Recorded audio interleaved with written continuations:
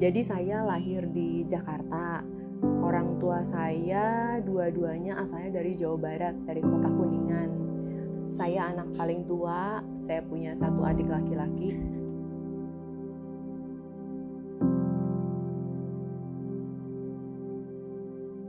Lulus SMA waktu itu saya dapat beasiswa ke Singapura. Namun kemudian karena waktu itu di saat yang sama saya daftar juga untuk UMPTN, waktu itu saya kembali karena keterima di Fakultas Kedokteran. Jadi sempat tuh waktu itu kuliah 1-2 bulan di Singapura. Itu pertama kalinya saya keluar negeri gitu.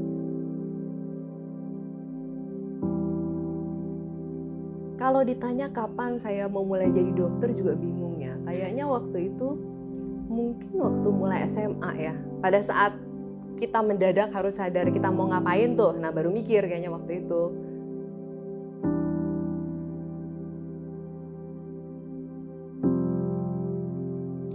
Jadi dokter itu imbang ya kayaknya suka dukanya gitu.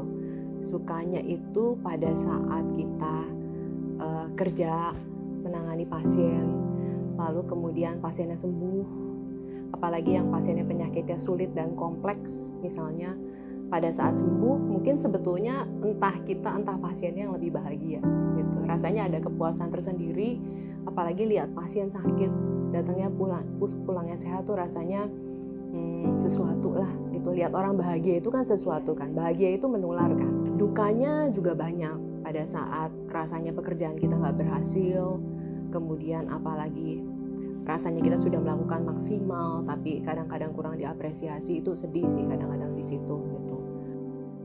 Jadi saya cerita sedikit sih, sebetulnya waktu itu saya itu kembali ke sini sekeluarga bersama suami dan kedua anak saya itu pada saat pandemi sedang berlangsung. Jadi waktu itu saya sedang studi S3 di Sydney, Australia. Pada saat pandemi terjadi, kan pandemi terjadi di seluruh dunia. Lalu waktu itu suami saya yang saya pikir, aduh nih orang kenapa mikir begitu. Dia pikir, "Mah," katanya, "semuanya lagi pandemi nih. Kalau Australia kan negaranya pasti penanganannya lebih baik kan. Di Indonesia kamu lihat tuh pada kelimpungan kayak begitu. Terus kita ngapain di sini?" katanya gitu. "Kita berdua dokter, kita bisa ngerjain lebih," katanya gitu. Saya pikir iya sih benar juga. Saya pikir waktu itu kenapa saya pikir iya juga ya gitu kan, waktu itu pembimbing saya bilang, mereka bilang, "Yakin kamu mau kembali ke Indonesia? Indonesia tuh kasusnya banyak sekali. Pengetesan dan penanganan yang nggak akan sebaik di sini. Kamu di sana itu seperti terjun ke medan perang loh gitu. Nanti kamu nggak takut kena COVID dan sebagainya." Semua orang bicara seperti itu. Bahkan keluarga kami yang di Indonesia juga bilang, "Buat apa pulang, udah di sana." Tapi waktu itu kan mungkin masih jiwa muda, semangat superhero gitu ya. Ya udah kami pikir, oke, kami pulang gitu. Saya bisa nulis lanjutin di sini karena kan syukurnya sedang tahap nulis dan pembimbing saya waktu itu mendukung. Ya udah kan semua email bagus, video call kan bagus sekarang, zaman sekarang kita bisa selesaiin. Kalau kamu dan keluarga kamu sepakat untuk pulang. Udah tuh pulang. Suami saya dengan gagah beraninya praktek ke rumah sakit dan dia nanganin COVID. Memang dia dari awal udah niatannya seperti itu. Saya pikir kalau dipikir-pikir lagi waktu itu kan. Iya, tapi waktu itu kalau saya pikir-pikir lagi memang gila sih. Tapi ya udahlah gitu. Sampai sekarang, sampai titik ini nggak ada yang kami sesali. Gitu.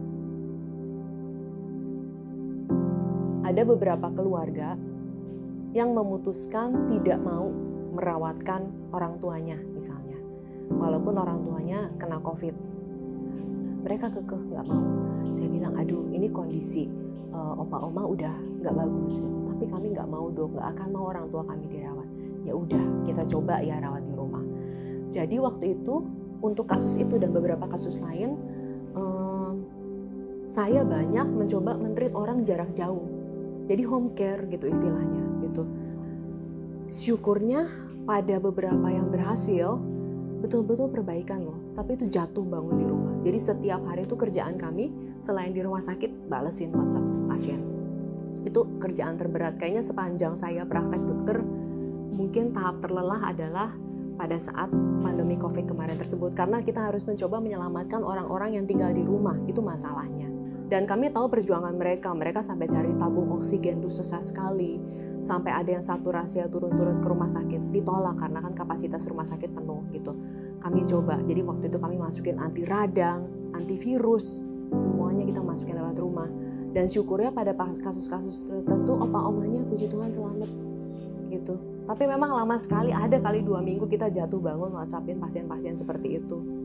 Dan kami senang sekali karena begitu selesai kan kami video call lagi tuh dengan opa-omanya, sehat, semuanya bilang terima kasih dan mereka senang sekali, grateful gitu. Walaupun menurut saya ya itu memang berkat lah, maksudnya tidak semua orang yang dirawat di rumah juga bisa sembuh seperti mereka, dan tidak semua orang punya resource dan biaya kan untuk dirawat di rumah gitu.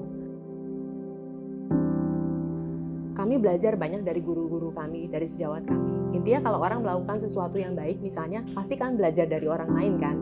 Nah, kami belajar dari guru-guru kami, dari teman sejawat kami. Banyak dari mereka yang melakukan hal tersebut. Jadi itu sebetulnya hanya setitik kecil, segelintir dari apa yang orang-orang lain sudah lakukan. Karena kita tahu kita melakukan sesuatu yang baik. Karena kita tahu menolong orang tidak hanya jadi berkah untuk orangnya, tapi juga jadi berkah untuk kita dan jadi berkah untuk orang-orang di sekitar mereka dan di sekitar kita. Gitu. Bekerja sebagai dokter dan juga mengajar sebagai dosen itu adalah men-sharing sesuatu yang kita punya. Gitu. Kalau uang kan nggak semua orang punya ya, gitu.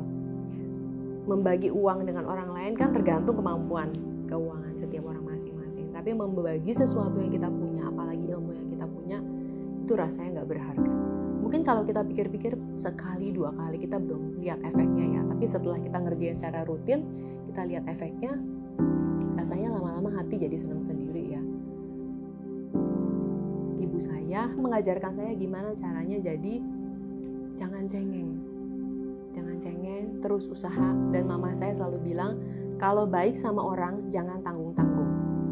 Untung gak akan ada di kamu, tapi rezekinya buat anak-anak kamu, buat suami kamu, buat keluarga kamu yang lain. Kamu gak akan bisa lihat Tuhan itu adil. Itu saya ingat banget sampai sekarang.